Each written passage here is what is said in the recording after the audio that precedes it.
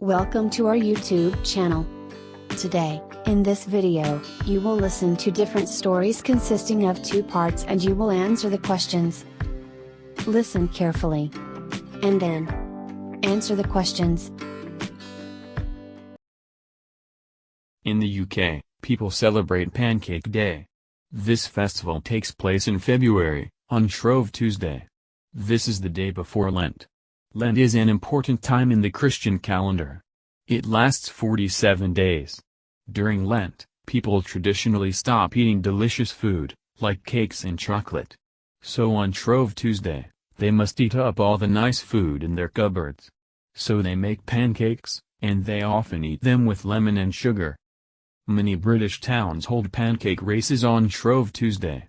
People wear fancy dresses and run down the street with a pancake in a pan. They must throw the pancake in the air and catch it in the pan as they run. It must not fall on the ground.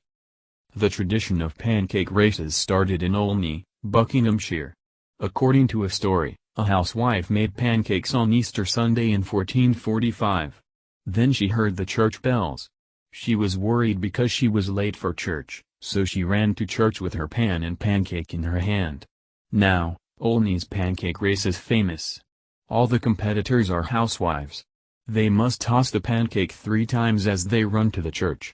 Then they must serve their pancake to the bell ringer and receive a kiss from him. Westminster School, an old boys' school in London, has a different pancake tradition. The school cook makes a huge pancake and throws it over a 5-meter-high bar.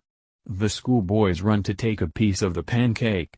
The boy with the biggest piece of pancake wins some money. These days, few British people give up delicious food for Lent. But most people eat pancakes on Pancake Day.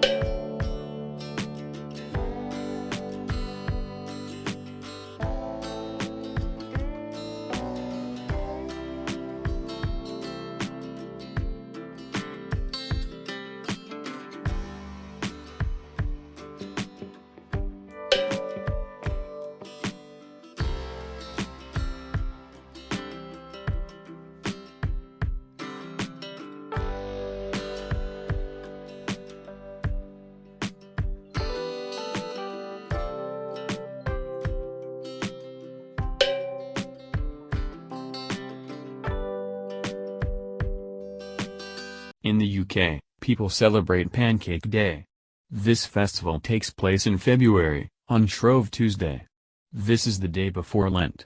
Lent is an important time in the Christian calendar. It lasts 47 days. During Lent, people traditionally stop eating delicious food, like cakes and chocolate. So on Shrove Tuesday, they must eat up all the nice food in their cupboards. So they make pancakes, and they often eat them with lemon and sugar. Many British towns hold pancake races on Shrove Tuesday. People wear fancy dresses and run down the street with a pancake in a pan. They must throw the pancake in the air and catch it in the pan as they run. It must not fall on the ground. The tradition of pancake races started in Olney, Buckinghamshire. According to a story, a housewife made pancakes on Easter Sunday in 1445. Then she heard the church bells. She was worried because she was late for church, so she ran to church with her pan and pancake in her hand. Now, Olney's pancake race is famous. All the competitors are housewives. They must toss the pancake 3 times as they run to the church. Then they must serve their pancake to the bell ringer and receive a kiss from him. Westminster School, an old boys' school in London, has a different pancake tradition. The school cook makes a huge pancake and throws it over a 5-meter-high bar. The school boys run to take a piece of the pancake. The boy with the biggest piece of pancake wins some money.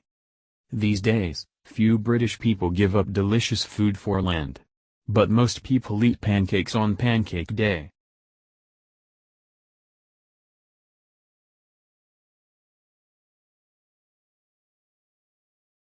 I'm almost 19 years old, and I finished my first year of university. I'm currently on holiday, and I have a lot of free time. Having free time is nice, but the problem is that when you are a student, you never have money. And when you have a lot of free time, but you don't have much money, it can get boring. Every morning I go to the gym, and I read in the afternoons.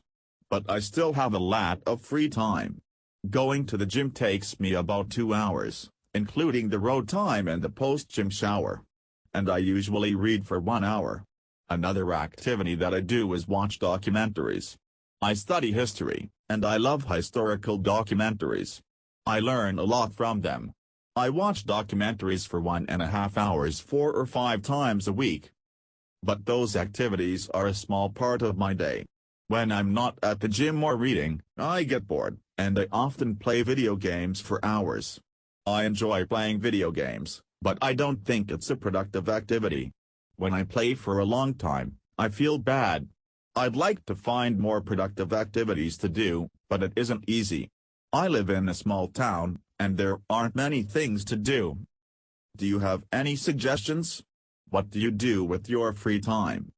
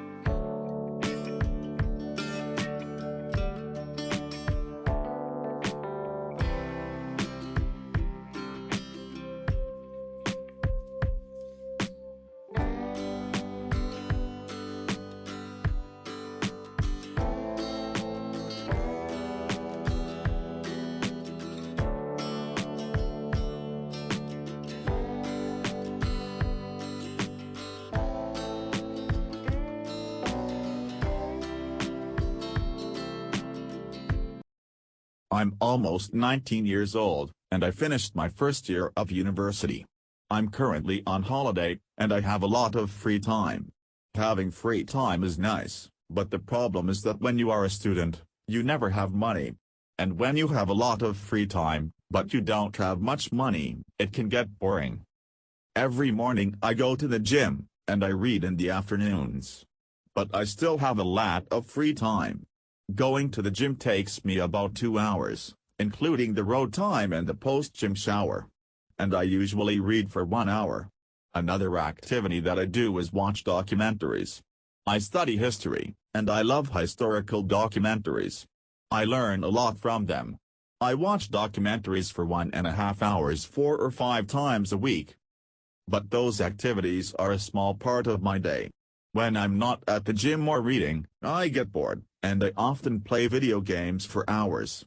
I enjoy playing video games, but I don't think it's a productive activity. When I play for a long time, I feel bad. I'd like to find more productive activities to do, but it isn't easy. I live in a small town, and there aren't many things to do. Do you have any suggestions? What do you do with your free time? If you like this video, press the like button. If you want more such useful videos, don't forget to subscribe to our channel and turn on the notification bell.